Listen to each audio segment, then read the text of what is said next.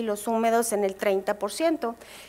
Tienen antecedentes de inmunizaciones previas a los menores de 1 año de edad y, como ya se había mencionado, son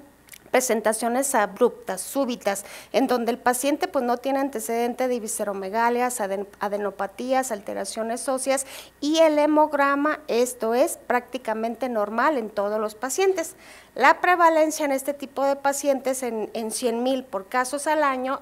predomina en los niños de 6 a 8 casos, y con unas mortalidades también que ya se había mencionado que son menos del 1% de los casos.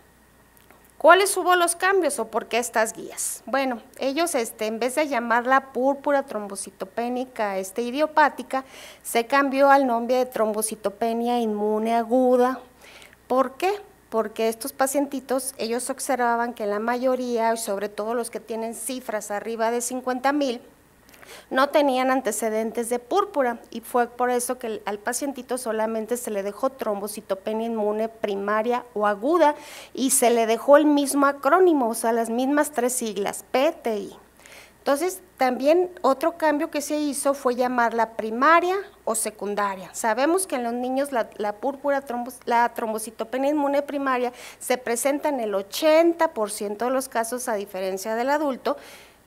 y la secundaria solamente la vemos en menos del 20% de los casos. Entonces, el término púrpura es un término inapropiado que actualmente pues ya no lo utilizamos, pero se sigue manteniendo los mismos 3 acrónimos. Tiene mayor proporción en pacientes que son escasos, con algunos ausentes y con síntomas de hemorragias,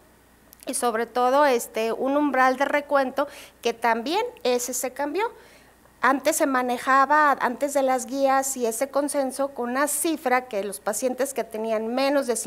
150,000 plaquetas tenían ya trombocitopenia, y actualmente, de acuerdo a esas guías, se maneja cifra que son menos de 100,000.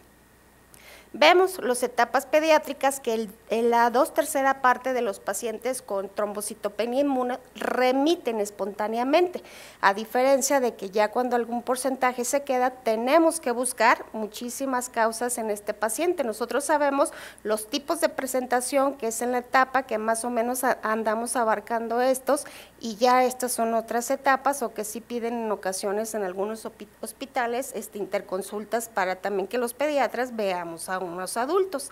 ¿Cuál es el objetivo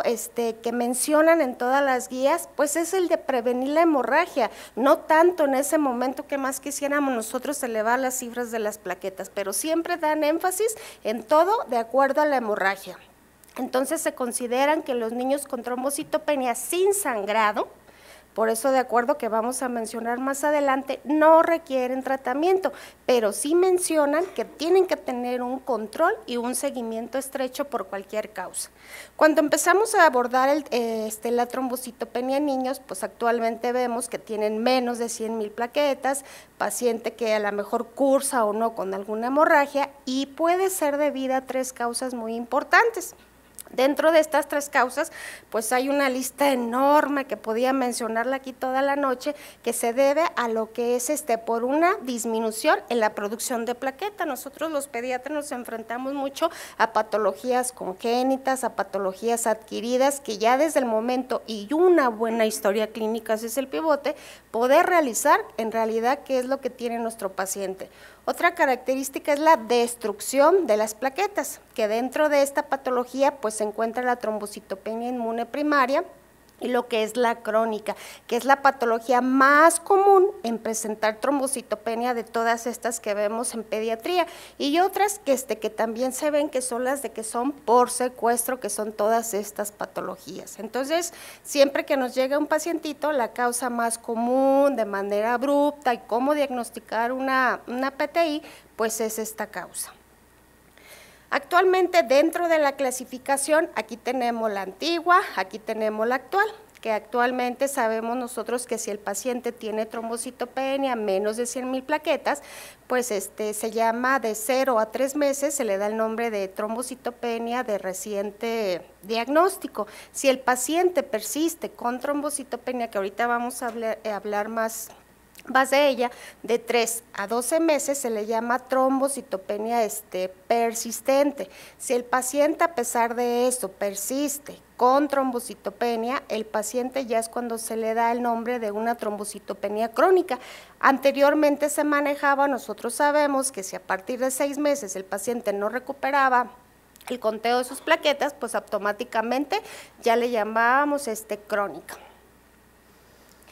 Aquí vemos el comportamiento según la edad y de acuerdo a las guías, las revisiones que se hicieron, el comportamiento que tiene a diferencia del adulto. Aquí vemos la estadística, cuántos pacientitos por lo general son agudos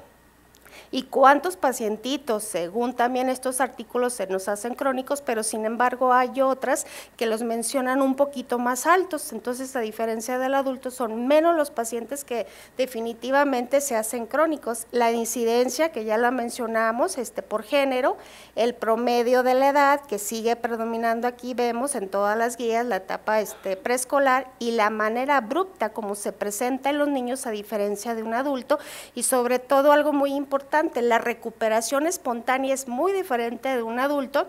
a un niño según las guías y estos consensos. Dentro de la fisiopatología, pues nosotros sabemos que en la etapa pediátrica pues hay de dos. O uno, que van a seguir los antígenos al complejo mayor de histocompatibilidad, y por lo general no presentan trombocitopenia, pero sí este complejo hace que se activen los linfocitos T, y por consiguiente estos linfocitos T reguladores pueden afectar lo que son a los linfocitos T citotóxicos y también pueden afectar a las células B y por consiguiente producir lo que es la fagocitosis. El otro mecanismo que está implicado en estos pacientitos es por el anticuerpo que va a entrar, lo que es va a ser fagocitado, va a ser eliminado por lo que es el macrófago, y por consiguiente se dice que tiene activación de los linfocitos T, y también van a ser los linfocitos T citotóxicos y van a producir lo que es la trombocitopenia secundario a la citotoxicidad directa que hay por las células T. Entonces, actualmente esto pues no es nuevo, sino que ya se tenía desde los años de 1951, donde se veía que estaba implícita la célula T para producir también estos cambios en la fisiopatología de la trombocitopenia. Estos mecanismos de producción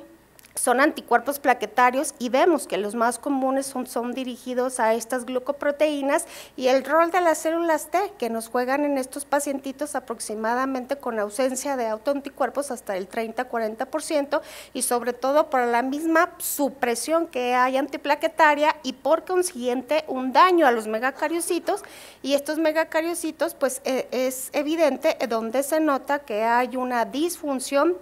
en la trombopoiesis y la megacarocitopoiesis, produciendo trombocitopenias y menor producción de lo que son de plaquetas. También nosotros sabemos que hay criterios de respuesta cuando tratamos a un pacientito. ¿Por qué llamamos remisión completa? Pues es el recuento de plaquetas que tiene que estar arriba de 100,000 para que yo decir que mi paciente tiene una remisión completa. Cuando hay una respuesta que solamente la mencionamos así, es cuando el pacientito tiene ya arriba de 30,000 plaquetas, con el incremento de 2 veces la cifra basal a ausencia de hemorragias, y definitivamente cuando no hay respuesta es cuando el recuento plaquetario está debajo de 3,000 o también un incremento inferior a 2 desviaciones estándar de la cifra basal, o presencia de lo que son los síntomas hemorrágicos, que en todas se menciona que aunque yo tenga recuento plaquetario adecuado, pero si hay hemorragia, se viene abajo este criterio. Otra es la pérdida de respuesta, cuando las plaquetitas, pues a pesar de que nosotros ya habíamos dado tratamiento, se había sostenido una respuesta, pues estas vuelven a bajar debajo de 30,000. La corticodependencia, pues son las necesidades de dar ciclos repetidos en algunos pacientes para ver que eleven las plaquetas arriba de 30,000 y así evitar lo que es la hemorragia. Y la refractaria, también hay nos dicen que a pesar de que el paciente no alcanzó una respuesta, hay pérdida de la misma, inclusive tras una esplenectomía, con necesidad de dar otros tratamientos para disminuir el riesgo de hemorragia, lo que son en los niños. De acuerdo a las formas clínicas, del consenso Vicenza, ese que se realizó, aquí vemos que la mayoría todas son secundarias a infección e inmunizaciones, y solamente la crónica es la que la mencionan como anticuerpos que están presentes en el mismo pacientito. La presentación clínica, nosotros sabemos que efectivamente un paciente que tiene arriba de 50,000 plaquetas y sobre todo a veces hasta de 30,000, vemos que son pacientitos que son estos asintomáticos, que inclusive efectivamente son los pacientitos que siempre mencionan que a lo mejor son a los que ya estaban crónicos, o no sabemos que desde cuándo a lo mejor este paciente evidentemente ya tenía trombocitopenia.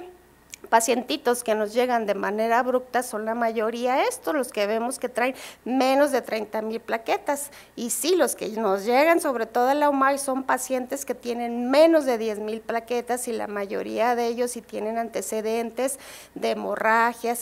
retinanas, algunos pacientes nos llegan con sangrados gastrointestinales, pero lo más común